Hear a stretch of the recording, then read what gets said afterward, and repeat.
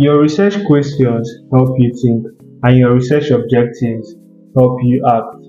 Welcome to episode 5 of the chapter 1 series, and I'm going to show you how to write your research questions and your research objectives and explain it in a way that you would understand, because this matters a lot. It affects the reason why you're carrying out the research. I discovered a lot while I was doing my research for the episode. If you're new here, I'm Tony from Blue Draft Academic Hub. We help you to academic research, and the end goal is for you to come out with good grades and do things in a less stressful way so you can focus on other things. So some people, when they are going on the trip, your trip is a research, but I'll come back to that. So you can either ask questions along the way, so you can stop people on the road and ask them, where am I supposed to go, and they give you directions. Or you can have an idea of where you want to go before you start the journey by asking questions from people that might have been to the place that you're going to be, and you're trying to get the information before you actually start the journey. And there is no wrong way to go about doing it. I mean, I've done both, probably I've done both. And how this ties back to research, from your problem, there's a problem why you're actually carrying out your research, there's a gap, and you're stating why you're actually carrying out your research. I strongly believe that from the problem that is presented, you need to ask questions, and from the questions you're going to derive actionable steps that you're going to take in order to answer those questions for your research. That is just my belief. I don't believe we start from objectives, then you develop questions. I've done it before, but it's more logical to have your questions first, then from your questions you turn it into actionable items, which is now going to be your objectives. And I hope I was able to explain my thought process and how it saves time, stress, and also confusion. Your research is trying to fill a gap. So the questions come from what is missing in the gap, and they clarify what you need to understand. And research questions are born from the problem statement. I strongly believe that your research questions are born from your problem statement, and they express curiosity, not actions, and they help you define the road before you start working. To better explain this, we are going to do something different. While I was preparing for this video, I was thinking how I'm going to make this stick in your head and make sense, because practical examples make things easier. So we are going to be looking at this book. So the title of the book is Authentic, Dare to Be Real. This is like a big problem. People are not authentic in the world. So authenticity is like a major topic. And in the book, they have different sections. There are sections about you knowing who you are, self-love, the matters of your heart, loyalty, sections about forgiveness, living in authenticity.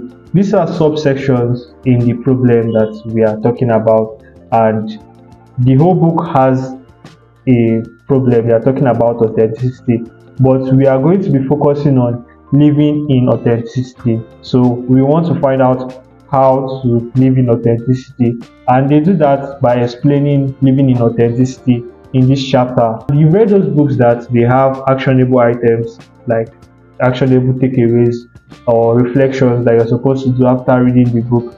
So look at this. In what ways do you make a positive impact in the life of others? It's for you to reflect, and there are so many other questions as we can see. Look at this one. How does the word affect the outcome? So if you read this chapter 10, they are not talking about loyalty. I assume they are not talking about loyalty and all that, but they are focusing on how to live an authentic life. And these are questions that you're supposed to answer based on what you've read, and you're implementing this. So tying this back to the research problem is authenticity, and the section of living in authenticity is what you're going to focus on. And if you read that section, so you're going to have questions. So the objectives help you answer those questions and implement them in your life. If you are trying to live authentic, which is like the problem statement, and you want to live in an authentic way, which is like the focus, there are so many questions you have to ask yourself while you're reading it before you can decide on acting on being authentic, which is the research objective. I hope this explanation was not like to confuse you, but I hope everything becomes clear. You get it? If you don't get it, forget about it. The objective is the actionable takeaway that you're going to do in implementing your research. Why the research problem? It stems from picking out and focusing on a specific area on the research. There are so many problems, but you narrowed it down to one particular chapter, which is what's in the book, and you're focusing on that chapter.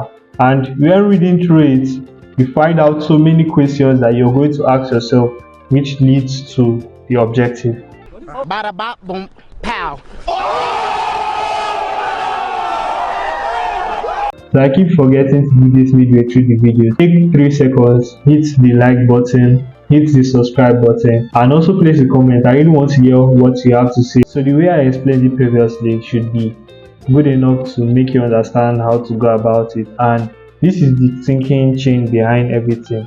You start with the problem and you develop questions from the problem. So those questions you ask from the problem, you're going to develop an actionable item. You're going to turn those into action words, which leads to your objective. And the objective leads to your data and also to your analysis. Your analysis is your chapter 4.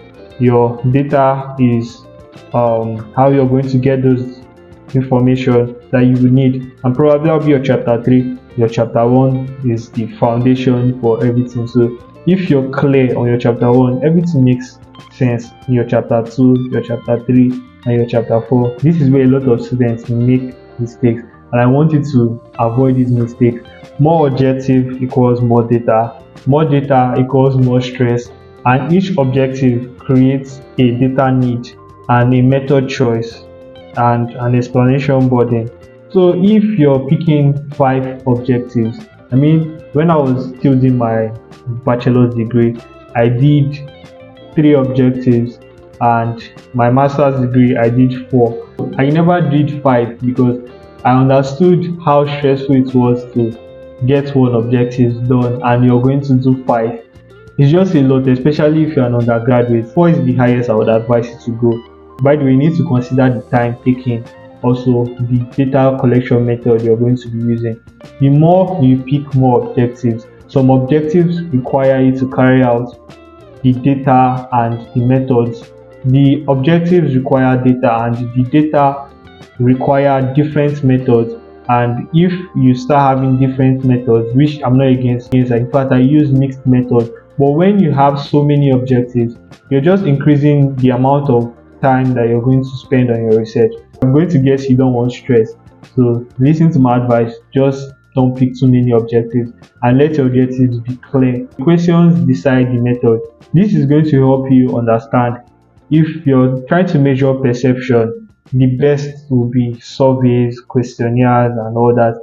If you're trying to measure experience, the most suitable one will be interviews, like you're trying to get people's ideas on something. And if you're trying to look for patterns, there is always secondary data there. Let's use this example. You're a law student and you're trying to find out what the law has said and if there is compliance to it. You don't need to start asking people and doing interviews. I mean, you could, but there are already laws out there. All you need to do is to look for them, research on them, and they are there to find on the internet, in archives and all that. I'm going to use another topic now. If you're trying to measure rainfall effect on production of rice, the data for the rainfall for a time frame you're trying to measure is already available. If one of your objectives falls towards the pattern style, then you can use that. And also the experience. So there are people that sell rice and also people that consume rice, and people always love to talk, but if you can just ask the right questions, then they are going to give you information you know. And I spoke about this in how to pick a good research topic that fits all this. So if you've not watched that episode, it's going to appear after this video. You can watch it as well. You know how rice has been increasing in Nigeria and the prices is always going up and not coming down. People always love to talk about those stuff, and those are their experience, and it leans towards interviews. I mean, I'm not trying to say that every time you're trying to measure experience, you need to use interviews, but I'm trying to make sure that you understand there are some certain things you're trying to measure that would need some certain style of research. You can't just be using questionnaires for everything. If you've been following this series, you know you've been using this topic. So one of the objectives can be where you have to gain access to the student's GPA, and then you can base your results on it. But you can't be using questionnaires for that when you actually require you to analyze the data and look at what you need. I hope that explains it and you don't pick a method because other people are using it or you feel like you want to use that method. You need to focus on if that method you pick is going to actually help you get to the results you're trying to get. Hear me out. Your supervisors are not necessarily looking at your research questions, they are looking at your research objective. So yes, the research questions matter, but your objectives should be like your focus. And let's look at it. This is the topic: the impact of distraction on the academic performance of students in Lagos.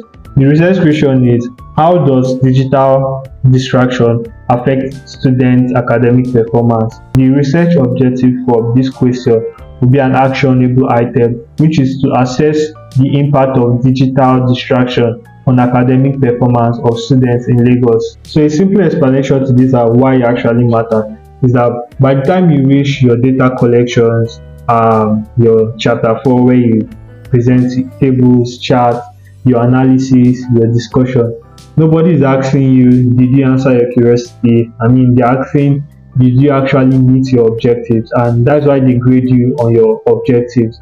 So if you pick so many objectives, it's going to affect you in the long run if you don't answer those objectives very well. And when you emphasize your objectives, you're not ignoring your questions. So those research questions were what led to your objective. I hope this was clear and I was able to convince you and not confuse you. Geometric and trigonometric sumptuousness without recourse to econetic and ecological sagacity. So if you want this resource and also you want a community where students get help and you want access to the slides we use in the presentation of these videos, join our community. So the link is in the bio of our description of this YouTube channel. So the next episode we are going to talk about scope and limitation of study and what your research covers, what it doesn't cover, and why it protects your work. Thanks for watching and see you in the next one.